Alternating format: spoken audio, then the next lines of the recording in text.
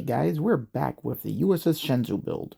We're getting close to the finish line here, and now I'm installing all of the decals that came with this kit. It's got a lot of them. Just about every square centimeter or inch of this ship is covered in decals, with very few exceptions. So we're going to go ahead and install them, and I'm going to be using Microset and Microsol, which are the best decal solutions I've found, as I've used them on everything so far and they haven't let me down yet. So hang out and let's do some decals.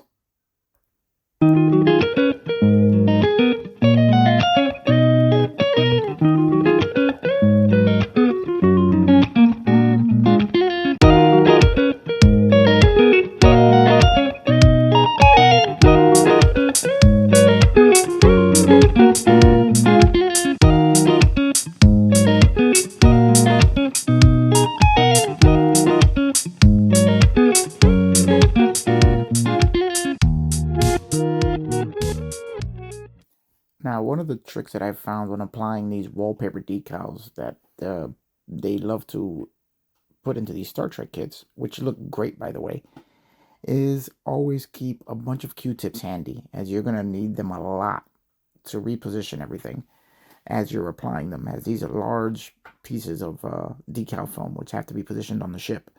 And also keep your water and your decal solution handy, as you're going to be applying a lot of it to keep the decal wet as you make all the final adjustments to move everything exactly where it needs to go. Now, while the decals are generally excellent in this kit, and they do go down exactly where they're supposed to, one of the problem areas that I've found is on the edges of the saucer. The decal won't want to lay flat, and it'll just kind of wrinkle up on you.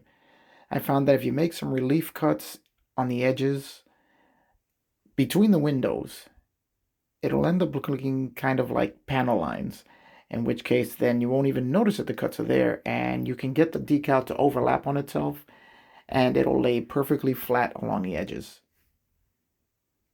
Also, keep a real good supply of Q-tips handy, as they are great for massaging the decals over the tight crevices and unusual shapes on the ship, and gently just helping them conform to the shapes on the ship after you've applied your decal solvent.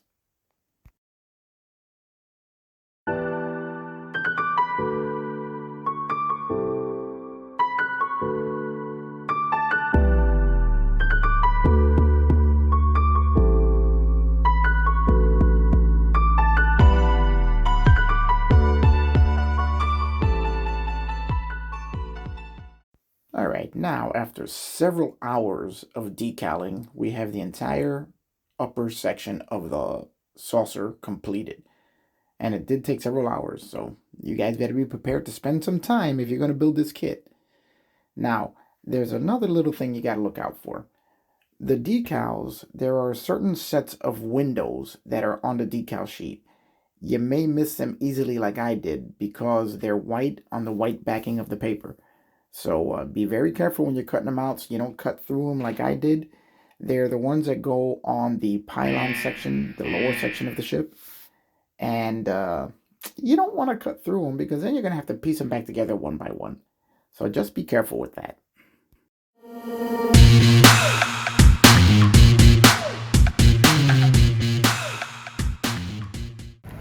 These are the windows I was referring to. And you can see here where the placement is on the lower pylons of the ship.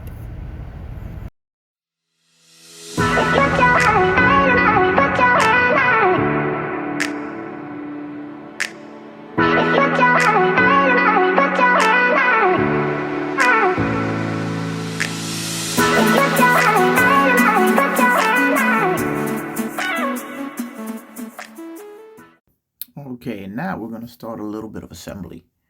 We're going to start with installing the pylons. And when you're putting these in, you'll notice it's a very, very tight fit for the pins that go into the lower half of the saucer section. So what you're going to want to do is just ream them out a little bit so that you can get a little bit of an easier fit because you don't really want to crank down on this thing trying to press them in. You may end up damaging the model itself. So all I did was ream them out a little bit, and then they pop right in.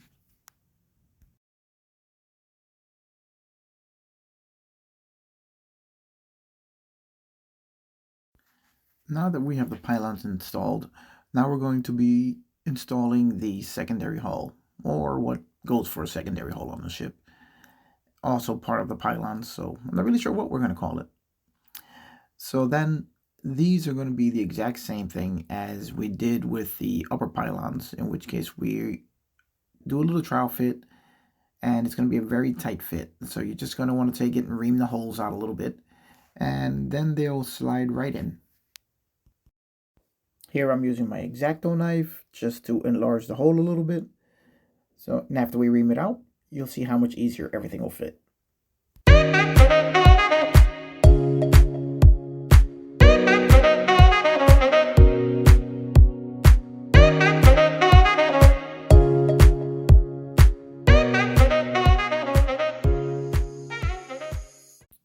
We're going to start working on the engines. These are going to be the trickiest part with the decals, as there are so many complex curves and shapes on the engines themselves that it makes applying the decals a little bit tricky.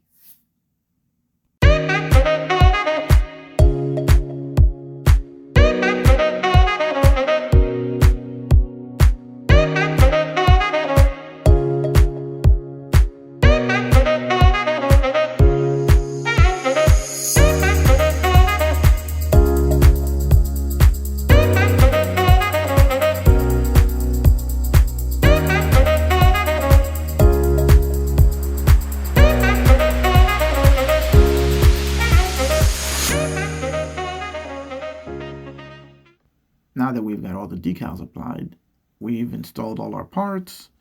Now comes the most fun part of this build. We're going to do a little bit of light weathering to it, using Tamiya weathering powders and Tamiya panoline paint.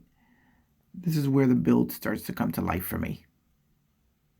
I've already done the panel lining on this first engine. This one I haven't.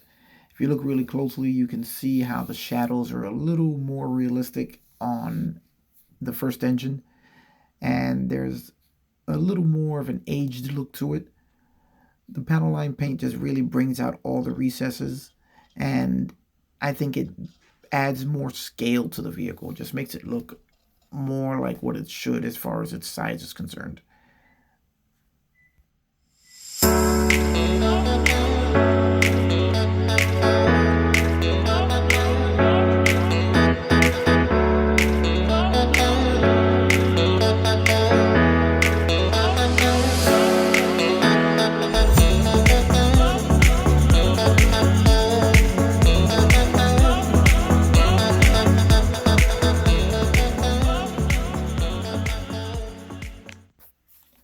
Now that I've done one engine, I'm going to start on the other one and then continue with the panoline paint to just age the ship a little bit. You can see here I'm applying it to just the recesses within the engine, leaving the larger areas which are more prominent to be the original color, and darkening and everything, so it looks as if there are a bunch of separate panels and parts that go to make this engine one piece. This will also add shadows and darken darken the engines in certain areas to give it more depth. I'm going to be doing this throughout the whole ship, and just giving it a little bit of an aged look, as the Shenzhou is not a new ship, and she's seen some action.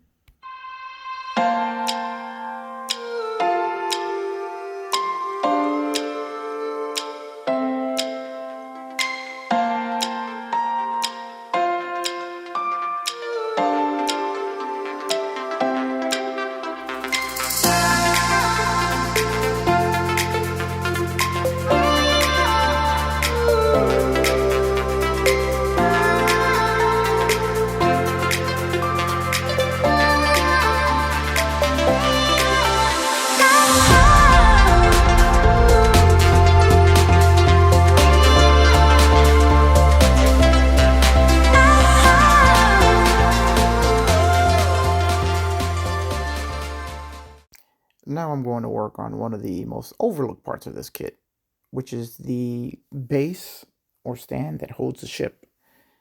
What I'm going to do is I'm going to chrome the base out. I started by applying a nice coat of the all-clad black, gloss black base primer.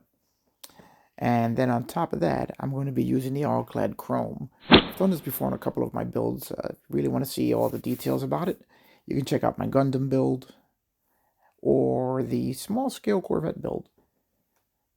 But here you can see how by using these two paints, you can get a really nice chrome finish. And it just brings the entire base to life.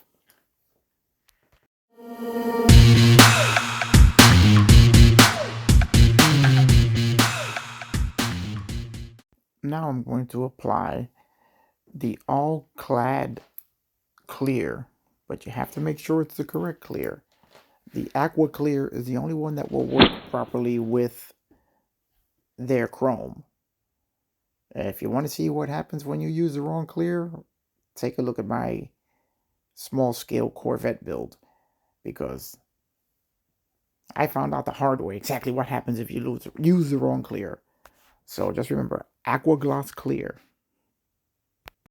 This is the final step in this build. Now get ready for the big reveal coming right up. And she's a beauty.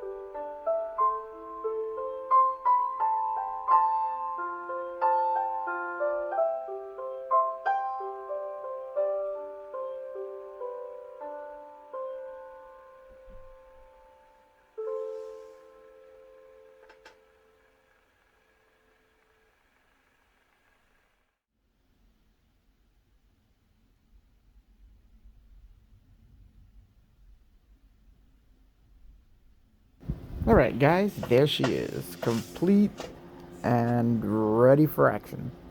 The USS Shenzhou. Everything's been finished. She's got a little bit of light weathering on her. As you can see, there's a little bit of soot buildup, a little bit of panel lining on there. Just dirtied it up a little bit.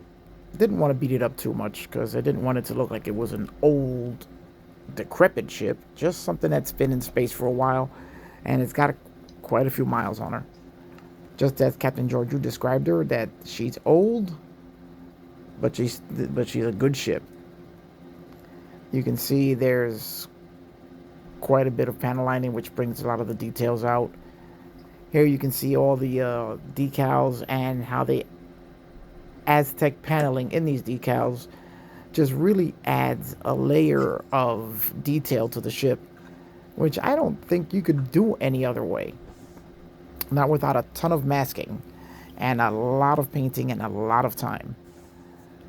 Even though these decals will take you several days to complete, they are worth every minute. As you can see, it really makes the ship look like what you saw on the screen.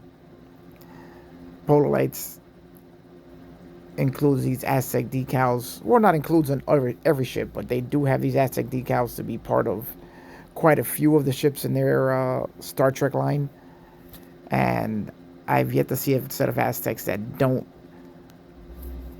completely bring the ship to a level of detail that is just unbelievable.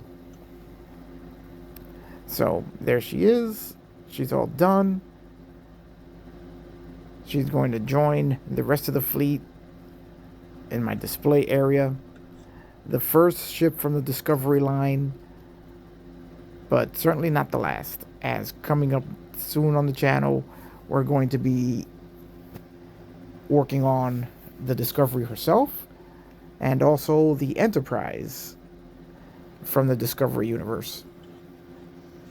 Here we can take a look at the finished chrome effect on the base. The stand itself I left in black, as I kind of just wanted that to fade into the background so that you would only see the ship hovering over the chrome base. Don't know how well that effect worked out, but I'm really happy with the way this ship wound up. And it's a good kit, and I really recommend it to everyone. There she is, sitting in the fleet,